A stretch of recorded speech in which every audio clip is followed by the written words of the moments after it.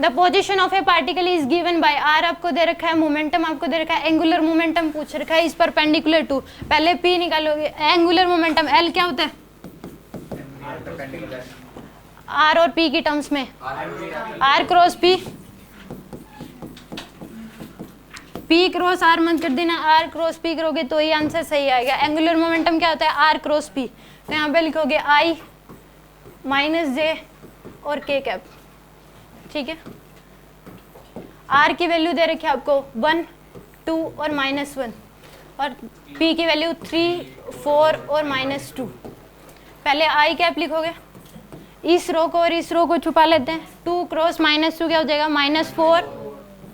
Minus sign लगाते हैं, 4 into में -1 क्या हो जाएगा -1, तो माइनस का 4 माइनस जे कैप। अब इस रो को छुपा लो और इसको, तो 1 क्रॉस -2 क्या हो जाएगा माइनस का 2, माइनस साइन लगाओगे -3 प्लस का के कैप, तो इस रो को छुपा लो, ये आ जाएगा आपके पास 4 माइनस का 6, तो आंसर आ जाएगा आपके पास माइनस माइनस क्या हो जाएंगे प्लस,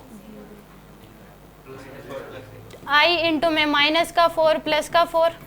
माइनस का जे इंटू में माइनस का 2 प्लस का 3 प्लस का के 4 माइनस 6, तो यहाँ पे क्या आ जाएगा तो 0 माइनस जे और माइनस का 2 के कैप।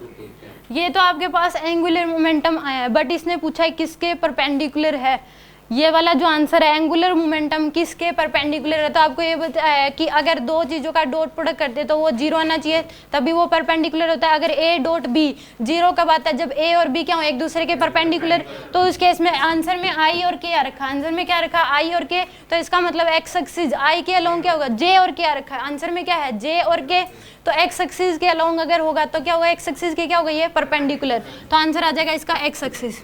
क्योंकि एक्स आई कैप और इसका अगर डॉट प्रोडक्ट करोगे तो 0 आएगा। आई डॉट जो आपको गिवन आंसर आया है -j और -2 के कैप, आई डॉट जे 0 होता है और आई डॉट के भी क्या होता है 0, तो किसके परपेंडिकुलर होगा ये आई के परपेंडिकुलर, यानी कि एक्स एक्सिस के परपेंडिकुलर होगा। ये पूछा था सिंपल, ये आंसर नहीं पूछा था एंगुलर मोमेंटम, ये पूछा था एंगुलर मोमेंटम जो है वो किसके परपेंडिकुलर है। तो इस केस में वेक्टर का भी यूज हो रहा है कि अगर दो वेक्टर एक दूसरे के परपेंडिकुलर है तो डॉट प्रोडक्ट क्या होता है उसका 0, तो एक वेक्टर ये हो गया और एक वेक्टर दूसरा आपको सोचना है कि किसके परपेंडिकुलर होगा, तो उस केस में एक्स एक्सिस के अलोंग एक्स एक्सिस के क्या होगा ये परपेंडिकुलर, क्योंकि एक्स एक्सिस यानी कि आई कैप और इसका अगर आप डॉट प्रोडक्ट करोगे तो क्या आएगा 0, तो आंसर आ जाएगा इसका एक्स एक्सिस।